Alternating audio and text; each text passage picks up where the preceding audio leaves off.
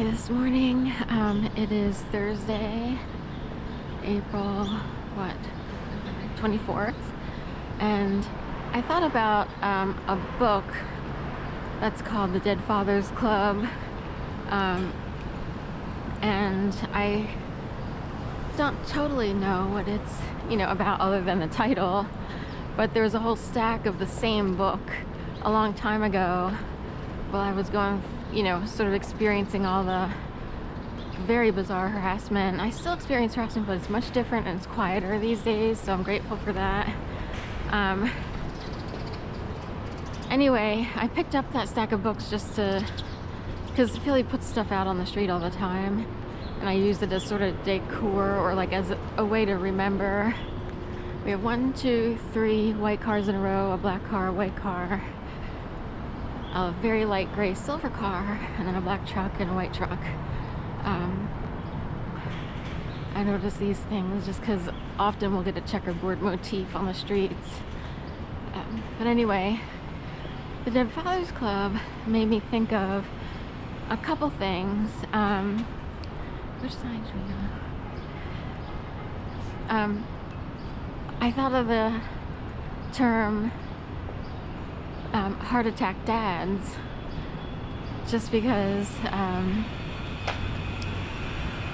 that's another issue that was, at least in my world, more common during my upbringing. So my dad actually did have a heart attack around 1988-ish, and they gave him an angioplasty.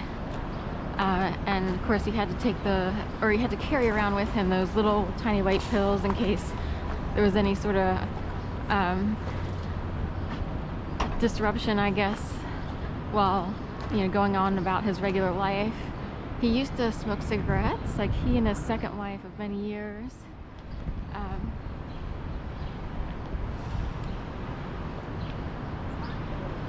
Smoked, he smoked Terry Tins. I think she smoked Ken. They were smokers. And smoking was a little bit more normalized back then. Ever since then, there's been a huge push for, they had the patches, they had all kinds of programs to get off of cigarettes. But my dad kind of quit cold turkey simply because he was in the hospital and ICU for a little while there. So that forced him to not have any cigarettes for a couple weeks. And then I believe it scared him enough to not smoke, although every once in a blue moon he might have had a hankering and smoked a little, but he was pretty much done with smoking. My grandfather had 2 heart attacks, according to my mom. So apparently my grandfather passed away when I was like 3 years old, but he had a heart attack and then would later have a second one down in Florida after he retired with my grandmother in Florida. They moved down there because my aunt and her husband and 2 sons moved down to West Palm Beach. By the way, I'm super early. It's like not even 6:15 in the morning yet, but quite active here on a Thursday in April.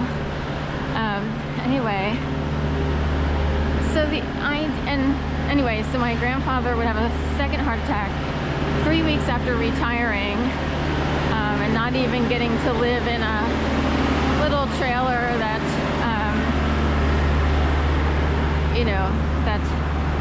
he purchased for retirement in North Palm Beach. It's no longer there, that trailer park. It used to be behind a bowling alley, and it was torn down. I looked it up online, and the lot is completely empty.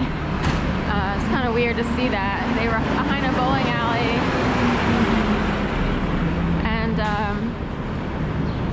alongside, like kind of over on another side of railroad tracks, tucked away, mostly sand and pebble, no grass and stuff like that. I can't believe how much noise there is at this hour.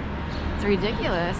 Philly's probably needs the intel, is what I heard, so they drag people out to the streets just to get intel. People are probably out here at 4 in the morning. Anyway, but heart attack dads, And the idea is, when I grew up, you know, fathers, you know, maybe they worked certain types of jobs, 9 to 5, you know, they ate a certain way, steak and potatoes, smoked, you know, smoking was a little bit more popular back then and normalized until the health industry came along. Yankee truck going north there on Broad, the yellow truck, or I'm sorry, yellow bus, Yankee, reminds me of a sign that says, we're not done till it's bagged at Trader Joe's, and it says thanky, and it made me think of Yankee. But when I thought of body bags, I'm like, oh, what if retail stores could be subversive or have a deeper message at a very high level, and they would actually say, it's not over till it's bagged, and we mean body bagged, and it's Trader Joe's. And I always think of Joe Biden, and what if, you know, certain politics, you know, liberals are kind of sick of certain types of people being a certain way. I can't believe how loud it is out here. It's ridiculous. It's not even 6:15 in the morning. So anyway, so heart attack dads, you know, my dad had a heart attack, my grandfather had a heart attack, and somewhere the meme came to be during my lifetime, like, whatever makes you happy. That was not said when I was, like, during my mom and dad's generation. No one said, oh, do whatever makes you happy. They didn't even think about stuff like that. They just knew they were supposed to work, you know what I mean? But during my generation, it became normalized to say, whatever makes you happy, you know, do whatever makes you happy. You know, don't do what I did and wound up in a high pressure job or whatever. The problem is, you know, you have to get paid enough to live, you know, okay. You know what I mean?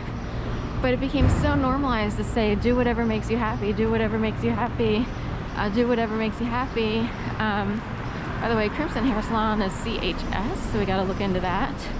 That's an issue. It sounds like a high school.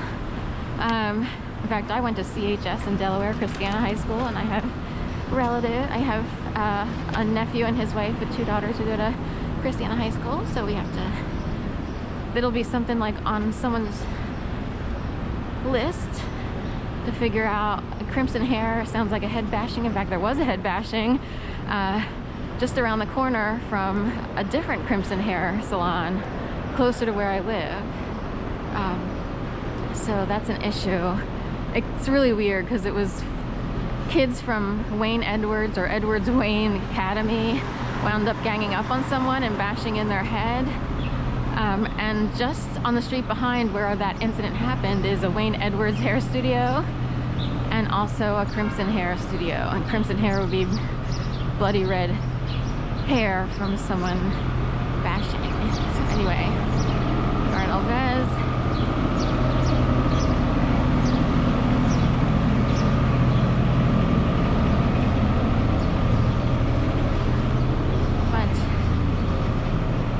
I'll lead into the next video here in a few seconds about heart attack dads.